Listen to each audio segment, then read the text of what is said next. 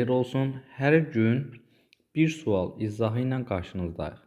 Qeyd olunur ki, elektron sənəd dövriyyəsi vasitəçisi nədir? Elektron sənəd dövriyyəsi vasitəçisi ümumiyyətcə elektron sənədi göndərən və alan arasında elektron sənəd dövriyyəsi xidmətlərini göstərən fiziki və yaxud hüquqi şəxsdir.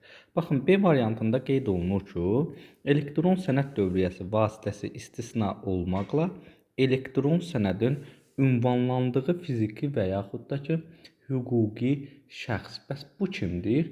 Bu isə elektron sənədi alandır. Baxın, buradan da yazıram, elektron sənədi alan.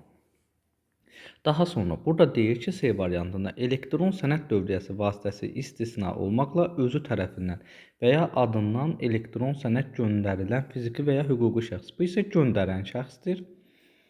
Və D variantında qeyd olunur ki, digər verilənlərə əlavə edilən və ya onlarla məntiqi əlaqəli olan imza sahibini identikləşdirməyə imkan verən verilənlər isə bu isə elektron imzanın tərifidir uşaqlar.